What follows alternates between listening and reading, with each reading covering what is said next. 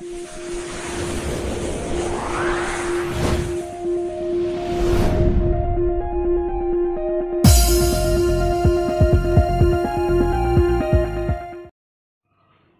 Morning बच्चों, आज का टॉपिक है dependence of the resistance of a conductor.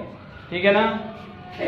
यानी जो रेसिस्टेंस है किसी भी चालक का प्रतिरोध किन किन बातों पर निर्भर करता है, that is the topic today.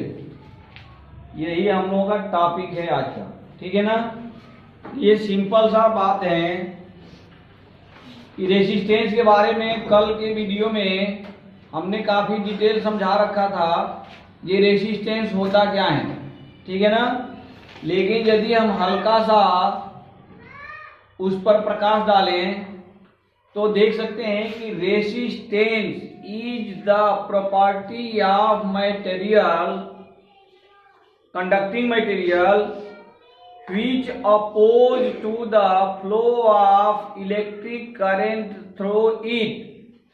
यानी वह प्रॉपर्टी मटेरियल का, कंडक्टिंग मटेरियल का वह प्रॉपर्टी, वह गुण जो किसी चालक से होकर बहने वाली धारा का, विद्युत धारा का विरोध करती है या करता है, that property is called resistance. उस प्रॉपर्टी को हम क्या कहते हैं? रेसिस्टेंस कहते हैं।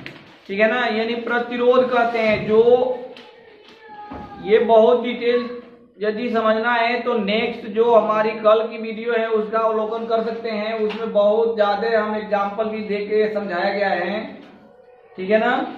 तो ये रेसिस्टेंस की कहानी तो समझ में आ गई थी। आज हम देखें कि ये रेसिस्टेंस, पदार्थ के चालक का जो रेसिस्टेंस है, किन किन बातों पर निर्भर करता है।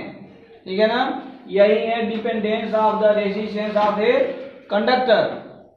तो ये यदि हम देखें तो रेसिस्टेंस इन जनरल जो रेसिस्टेंस होता है वो हम किस फॉर्म में देखते हैं?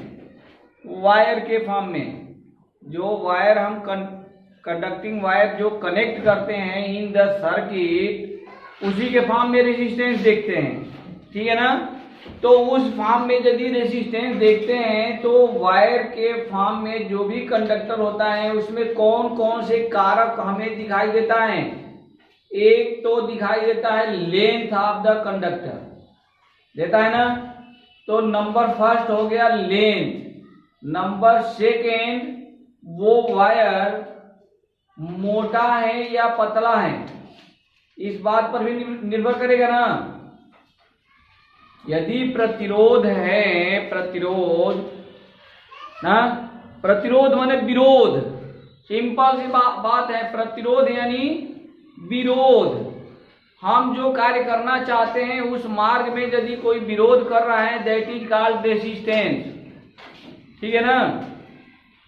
तो ये इलेक्ट्रिसिटी के मामले में जो रेसिस्टेंस है, विरोध है, वो विरोध किस टाइप से हो सकता है? वो हमारे से होकर तो कोई संबंध है नहीं। कंडक्टर की बात आ रही है तो कंडक्टर में लेंथ होता है हमारा कंडक्टर, यानी चालक लंबा हो सकता है, छोटा हो सकता है, मोटा हो सकता है या पतला हो सकता है। तो मोटा पतला यदि हो रहा है तो मोटा पतला क्या मतलब? यानी एरिया ऑफ क्रॉस सेक्शन। मोटा पतला का मीनिंग है एरिया ऑफ क्या? Area of cross section. यानी ये यदि हमारा वायर है इस टाइप से हमारा वायर है, ये वायर है, इसमें हमारे वायर मान लो ये बहुत सारे पतले पतले वायर चलते हैं ना इसमें, या मोटा वायर भी चलता है ना। तो ये सपोज करें ये हमारा मोटा ही वायर है, पतला नहीं है, मान लें हम मोटा है। ठीक है, जो भी है, यानी सिंगल स्टेट वायर है, ये हमारा वायर है। तो ये यदि वायर है ना तो यहां इस टाइप से रहता है। इसको एरिया ऑफ क्रॉस सेक्शन कहेंगे। ये जो पोर्शन है ना, ये है हमारा एरिया ऑफ क्रॉस सेक्शन। ठीक है, ये दोनों साइड में हम दिखा दिए। ये एरिया ऑफ क्रॉस सेक्शन है, एरिया ऑफ। तो ये हमारा रहा area of cross section. And now इसका ये हम मान ले लेंथ है। ये क्या है?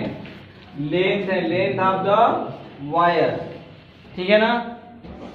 तो ये देखना है, हमें समझना है कि एरिया ऑफ क्रॉस सेक्शन और लेंथ ऑफ द वायर से हमारा जो रेजिस्टेंस है वो किस प्रकार से रिलेट करता है, किस प्रकार से संबंधित है। ठीक है, इस बात को समझने के लिए हम यदि एक छोटा सा एग्जाम्पल ले लें तो उससे आसानी से समझ सकते हैं। मान लें कि अभी सपोज करें जब बरसात के दिन अभी चल रहा था, हम रोड से कहीं जा रहे हैं या रास्ते से जा रहे हैं। ठीक है ना। रास्ते में बहुत ज्यादा गड्ढा वगैरह बना हो और ये गड्ढा यदि थोड़े दूर में बना है, यानी कम लंबाई में ही बना है, तो हमारा जो प्रतिरोध है यानी परेशानी है वो कम महसूस होगी। और ये यदि पता चले कि 1-8 किलोमीटर लंबा ऐसे ही गड्ढा पानी लगा हुआ हो, तो हमारी परेशानी क्या होती जाएगी? बढ़ जाएगी, बढ़ती जाएगी। जितना लंबा होगा उतना ही परेशानी बढ़ेगी, और जितना गड्ढा वगैरह कम दूरी में हो ना, उतना ही परेशानी कम होगी। तो यदि ये लंबाई बढ़ रहा है तो हमारी परेशानी क्या हो रही है? बढ़ रही है। और लंबाई कम हो रहा है तो परेशानी कम हो रही है ना, कम हो रही है। यानी इन दोनों के बीच, R और L के बीच में किस टाइप का रिलेशन हमें दिख रहा है? रेजिस्टेंस कब बढ़ रहा है? जब L का मान बढ़ रहा है, और L का मान यदि कम हो रहा है तो रेजिस्टेंस भी कम हो रहा है। इस टाइप के संबंध को क्या बोलते हैं? Proportional to. It is called proportional to each other, यानी एक दूसरे के समानुपाती है ये। ठीक है ना। तो समानुपाती को हम किस चीज से डिनोट करते हैं? ये रहा हमारा समानुपाती का साइन। ठीक है। तो ये हो गया R प्रोपोर्शनल टू L। इसको इक्वेशन नंबर हम क्या दे दें? फर्स्ट दे दें। ठीक है। नाउ सेकेंड केस है हमारा एरिया ऑफ क्रॉस सेक्शन। हमें देखना है एरिया ऑफ क्रॉस सेक्शन, देखना है ना। सपोज करें कि बहुत सारे बच्चे किसी विद्यालय में पढ़ते ही हैं। यदि छुट्टी के टाइम में, किस टाइम में? छुट्टी के टाइम में जो मेन गेट लगा होता है, मेन गेट, तो उस मेन गेट में एक तो बीच से खुलने का होता है। जब बीच से खोल दो तो पूरा गेट ही खुल जाता है, होता है ऐसा। और एक होता है आधे गेट में एक छोटा सा गेट भी रहता है। ठीक है, जिससे कि हम सिंगल ही आ सकते हैं या जा सकते हैं। तो यदि छुट्टी के टाइम में मेन गेट न खोलकर छोटा सा गेट खोल दिया जाए और सारे बच्चे एक ही साथ निकलना चाहते हैं ना, तो वहां परेशानी ज्यादा होगा कि कम? ज्यादा हो जाएगा। और यदि मेन गेट को हम उसी टाइम में खोल दें तो हमारी परेशानी क्या हो जाएगी? कम हो जाएगी।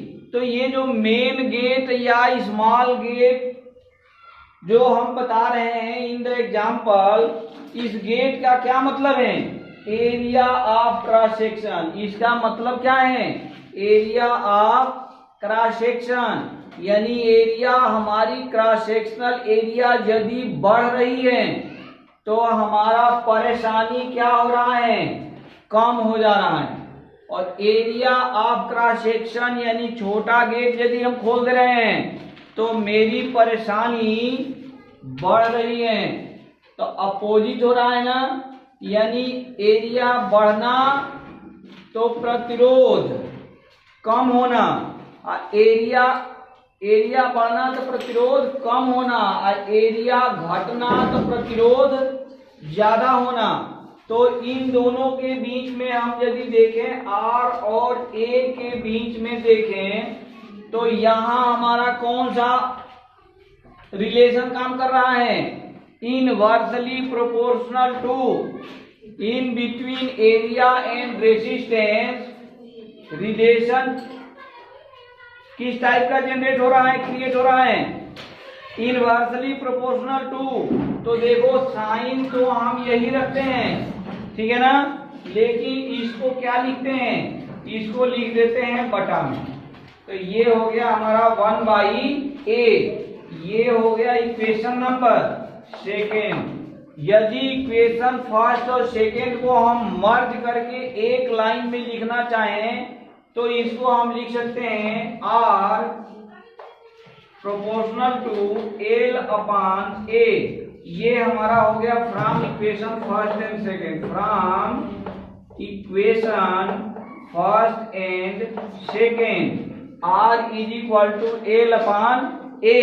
और नेक्स्ट वीडियो में या कल के वीडियो में हमने ये बता रखा है, ये परमानेंट कहानी है कि यदि किसी भी डेफिनेशन में, डेरिवेशन में, फार्मूला डेरिवेशन में अनुक्रमानुपाती या इन्वर्सली प्रोपोर्शनल टू या इन्वर्सली प्रोपोर्शनल टू का साइन हटाकर इक्वल टू का साइन लगाते समय एक कांस्टेंट से मल्टीप्लाई हो जाता है, ठीक है ना। तो यहाँ भी एक कांस्टेंट से मल्टीप्लाई हो जाएगा। यहाँ लिख लो ओ R equal to rho L upon A. वे एक नया यहाँ एक सिंबल आ गया rho is the specific resistance of the conducting material. Rho क्या है हमारा? चालक के पदार्थ का विशिष्ट प्रतिरोध है। रो इज द क्या है? Specific resistance of the conducting material, यानी चालक के पदार्थ का विशिष्ट प्रतिरोध कहलाता है, ठीक है ना। तो ये हमारा हो गया formula for finding of the resistance ना, R is equal to rho L upon A. Where यहां लिख भी सकते हो, where rho is equal to specific resistance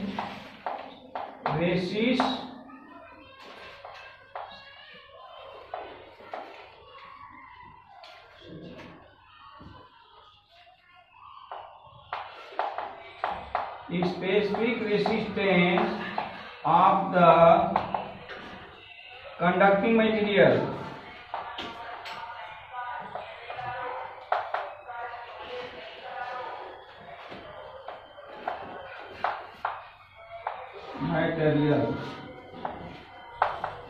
चालक के पदार्थ का विशिष्ट प्रतिरोध, ठीक है ना। तो ये हमारा एल हमें पता है, एल क्या है? Length of the conductor. A क्या है?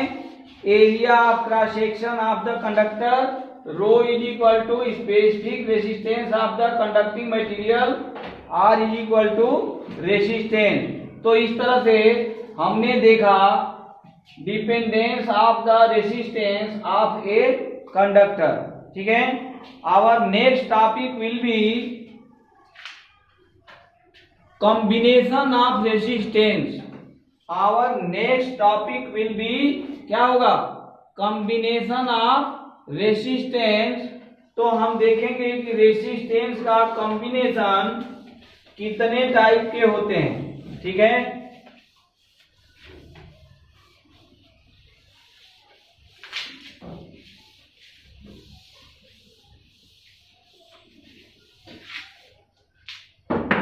combination of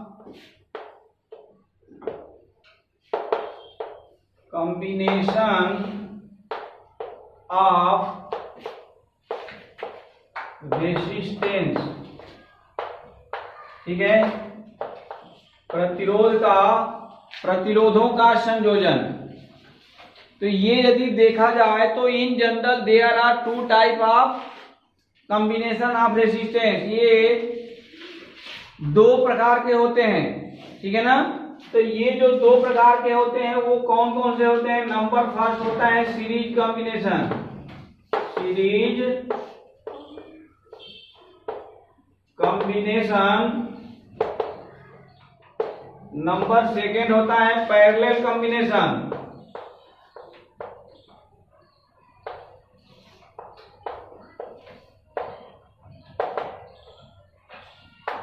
ठीक है, नाउ अब हम देखेंगे सीरीज कॉम्बिनेशन में how can find the total resistance of the circuit in series combination. ये किसी भी सर्किट में सीरीज कॉम्बिनेशन में यदि हमारे रेसिस्टेंस कनेक्टेड हैं, जुड़े हुए हैं, तो उसका कुल प्रतिरोध कैसे निकाले? How can find the total resistance of the circuit in series combination. तो हम यदि सीरीज कॉम्बिनेशन देखें तो ये हमारा है सीरीज कॉम्बिनेशन। सपोज करें एक रेसिस्टेंस हमारा ये है, second resistance and third resistance. ये हम एक सर्किट बना दिए। यहाँ सपोज करो यहाँ अमीटर लगा दिए, आई करंट यहाँ फ्लो हो रहा। ये बैटरी ले लो,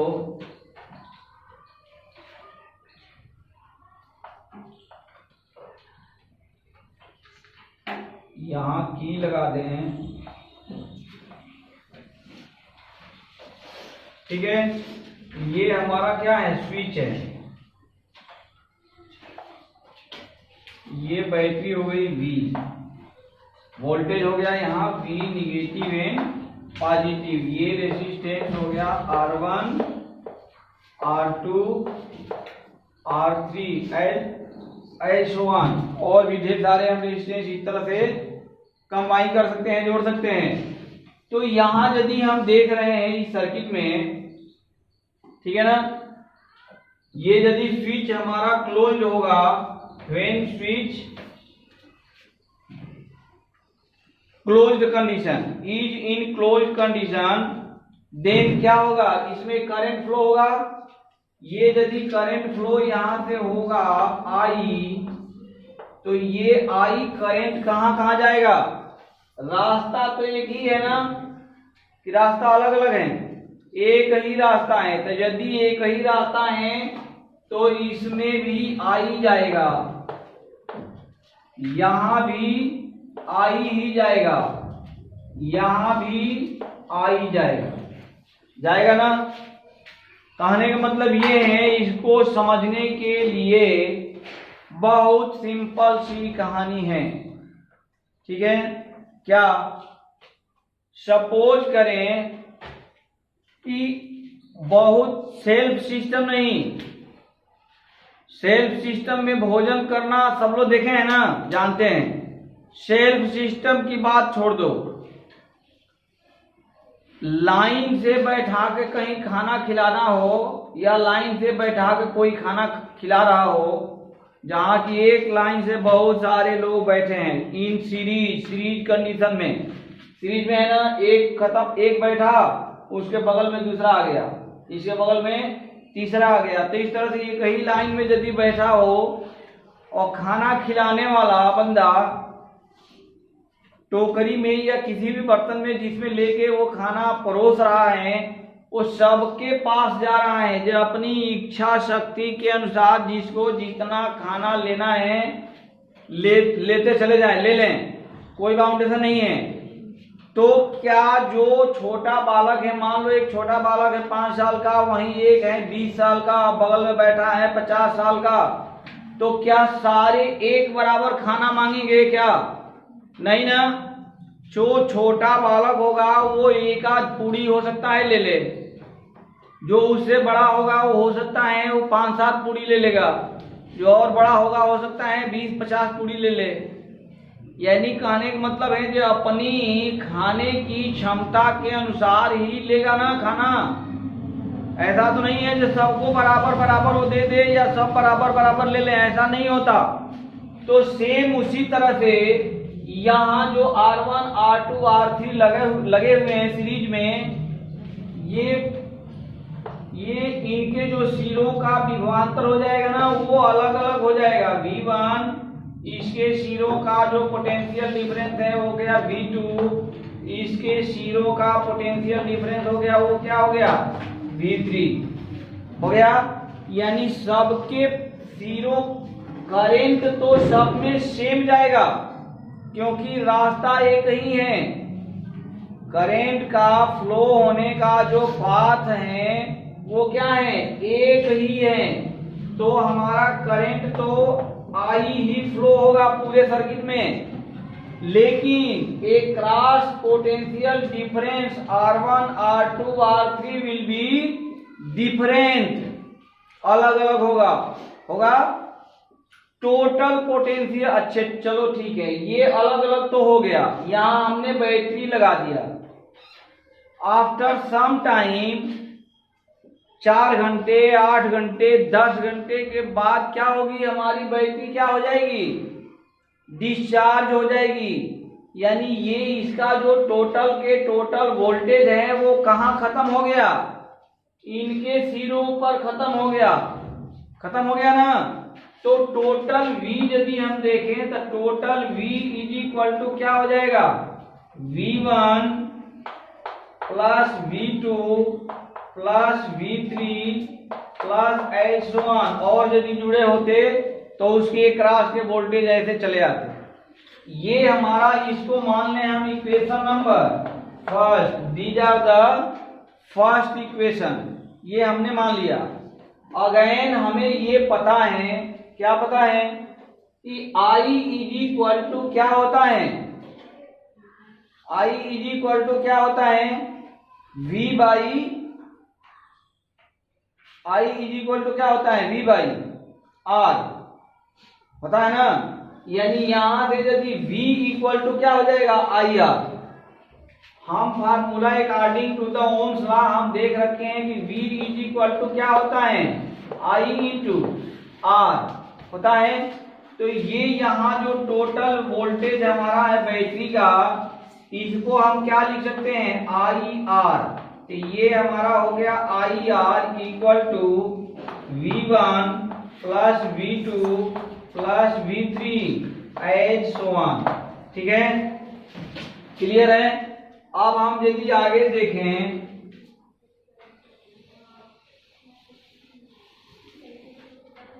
ये यदि हम इसको आगे देखें तो हम देख रहे हैं कि यहाँ V1 है, ये R1 है और ये I है। इन तीनों के बीच में क्या रिलेशन है, V1 इज इक्वल टू क्या हो जाएगा IR1 होगा। तो हम इस V1 को लिख सकते हैं IR1 plus V2 equal to क्या हो जाएगा IR2। तो V2 की जगह लिख सकते हैं IR2 एंड V3 की जगह लिख सकते हैं IR3। अब हम देख रहे हैं इन तीनों प्लस S1, यहां से हम I कॉमन ले सकते हैं ना। तो यहां से यदि हम I कॉमन निकाल दिए तो ये हमारा क्या बचा R1 plus R2 plus R3 plus S1। ये I इस I से क्या हो जाएगा कैंसिल। तो हमें फाइनली क्या मिला, R is equal to R1 plus R2 plus R3 plus S1।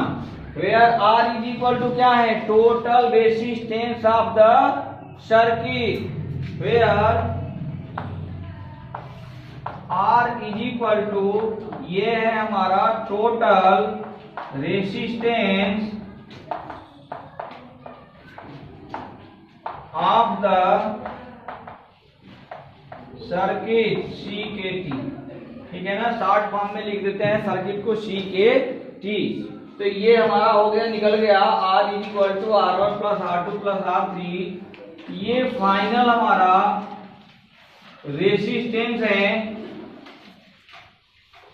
Of the circuit, यानी इस सर्किट का कुल प्रतिरोध जिसे कहते हैं कुल प्रतिरोध, तो वो निकल गया किस केस में, इन सीरीज कॉम्बिनेशन के केस में, ठीक है ना। तो सीरीज कॉम्बिनेशन का केस हमने ऐसे देख लिया।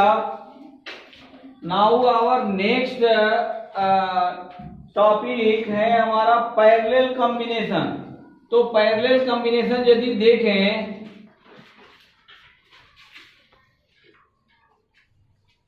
Now our next topic is parallel combination of resistance. हम यदि पैरेलल कॉम्बिनेशन देखें तो ये फिगर में हमने बनाया अभी पैरेलल कॉम्बिनेशन। पैरेलल कॉम्बिनेशन मतलब एक के सामने दूसरा, ठीक है, या एक के पीछे दूसरा, उसके पीछे तीसरा, उसके पीछे चौथा, ठीक है ना।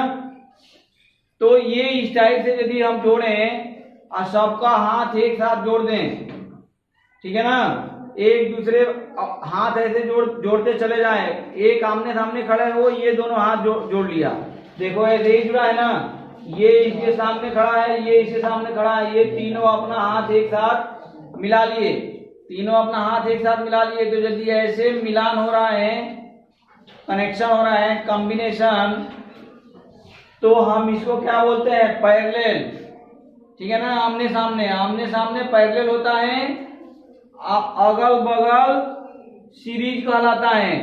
यदि एक के बगल में उसके बगल में उसके बगल में ऐसे यदि जुड़ा हो, दैट इज कॉल्ड सीरीज। और आमने सामने यदि आ रही है ना, ठीक है, तो इस टाइप की बात आ रही है या देखने में आ रहा है, तो ये हमारा हो जाएगा पैरेलल, ठीक है।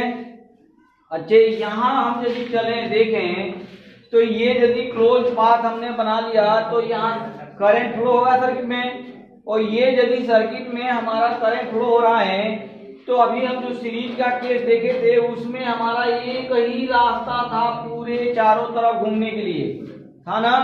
लेकिन यहाँ पर एक रास्ता नहीं है, आई यहाँ से आई तो आया, लेकिन यहाँ आते आते उसे तीन रास्ता दिख रहा है, तीन दिख रहा है ना, एक यहाँ दिखने लगा, एक ऐसे दिख रहा, एक ऐसे दिख रहा, तीन टाइप के रास्ते दिख रहे हैं। यानी यहाँ इस केस में, in the parallel combination of the circuit resistance के केस में, जो हमारा आई है वो डिवाइड हो जाएगी, तीन भागों में बंट जाएगी, तीनों रास्ते में चली जाएगी ना।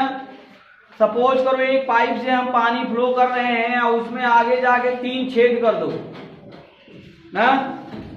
यदि जैसे शावर होते हैं, जो बाथरूम में शावर लगे होते हैं, उसमें बहुत जो पानी आता तो एक ही पाइप से है, लेकिन जहां निकलना होता है एग्जिट होना होगा, एग्जिट पॉइंट पर बहुत सारे बारीक बारीक से होल होते हैं, जिससे कि हमारा जो पानी एक साथ आने के बावजूद भी अलग अलग रास्ते अपना लेते हैं निकलने के लिए। ठीक उसी तरह से यहाँ करंट, ये टोटल करंट यहाँ से तो फ्लो हुई, लेकिन ये टोटल करंट आगे ऊपर जाकर I1, I2 और I3 अलग अलग वैल्यू, अलग अलग मान पकड़ के तीनों रास्ता अपना लेगी। अच्छे, इसमें कहानी ये है कि ये अलग अलग वैल्यू अपना लेगी। ये क्या मतलब है कि अलग अलग वैल्यू अपना लेगी? ये बहुत बारीकी से समझने की बात है। जिस रेसिस्टेंस का मान कम होगा उससे ज्यादा करंट फ्लो होगी। ये ह्यूमन बिहेवियर के अकॉर्डिंग ही है।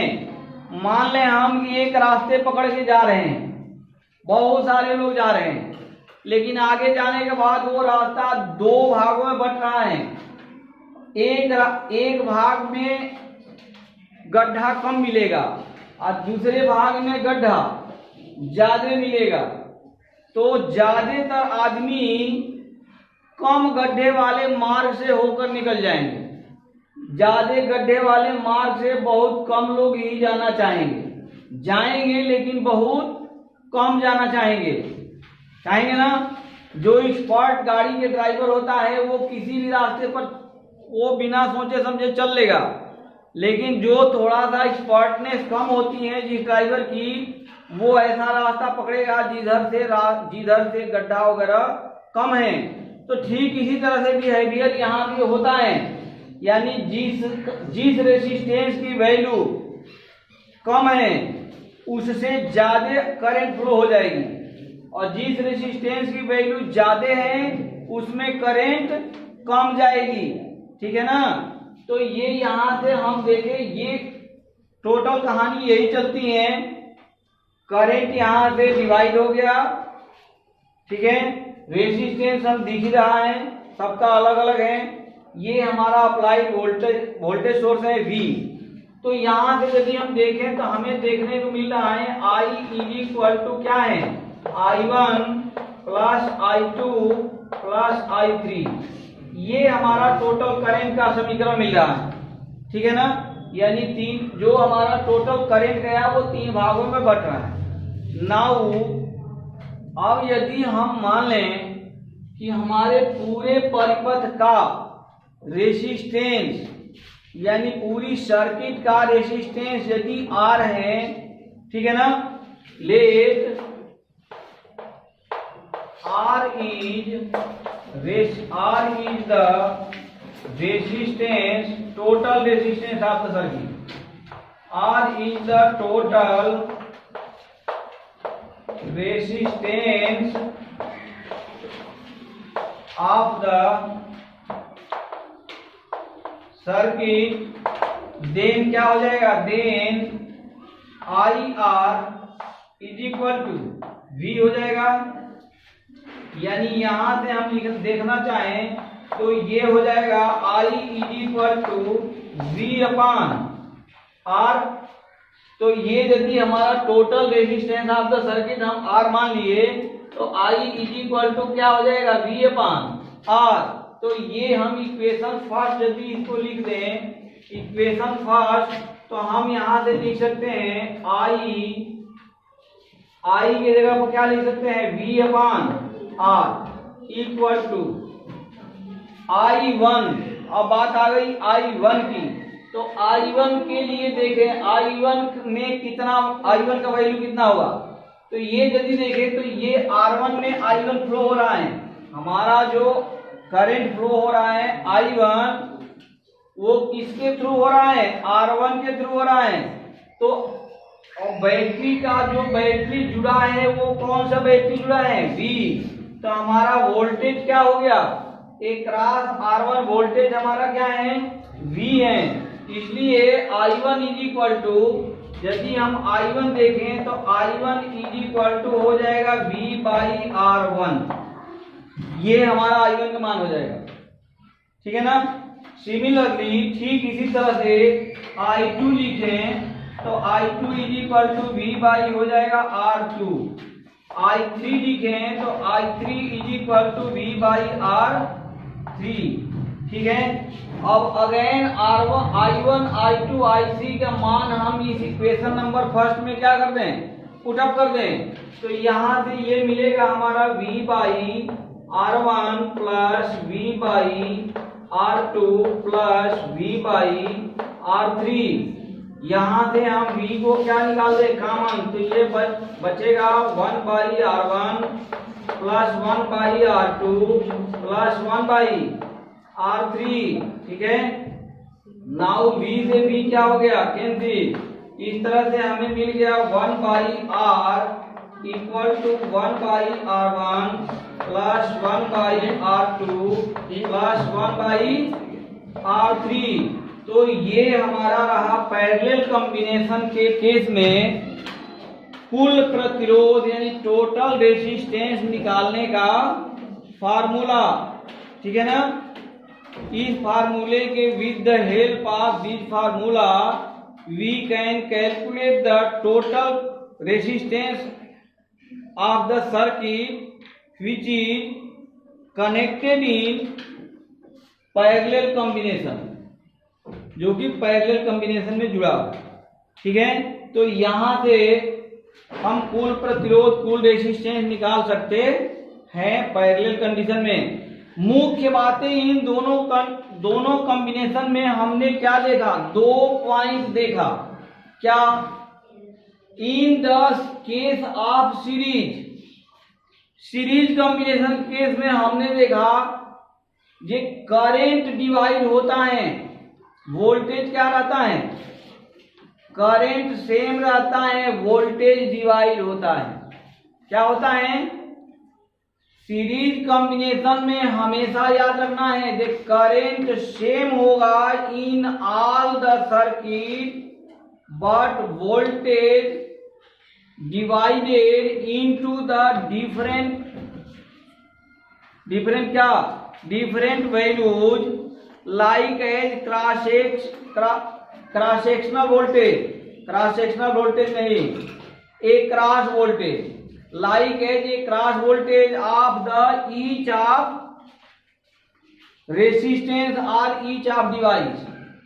सीरीज कंडीशन में वोल्टेज डिवाइड हो जाता है एक क्रॉस वोल्टेज के फॉर्म में, लेकिन करंट पूरे सर्किट के दौरान क्या रहता है, सेम रहता है। लेकिन पैरेलल कंडीशन में हमने क्या देखा, पैरेलल कंडीशन में करंट डिवाइड होता है, ठीक है ना, लेकिन वोल्टेज क्या रहता है, वोल्टेज तीनों के एक क्रॉस क्या रहता है, सेम रहता है। तो these are the main point of the combination of resistance in series और पैरेलल, जो कि हमने अभी डेरिवेशन देखा। ठीक है। इसके साथ ही ये चैप्टर क्या हुआ, समाप्त हुआ। इस चैप्टर का कुछ न्यूमेरिकल हम लोग नेक्स्ट वीडियोज में अवलोकन करेंगे। और ये वीडियो यदि आपके अध्ययन अध्यापन में हेल्पफुल हो तो कृपया इसे लाइक, सब्सक्राइब और शेयर करना अवश्य न भूलें, ताकि सबका साथ सबका विकास का जो नारा देश के प्रधानमंत्री द्वारा दिया गया है इसका अनुपालन सहृदय हो सके। Thank you very much. जय हिंद, जय भारत।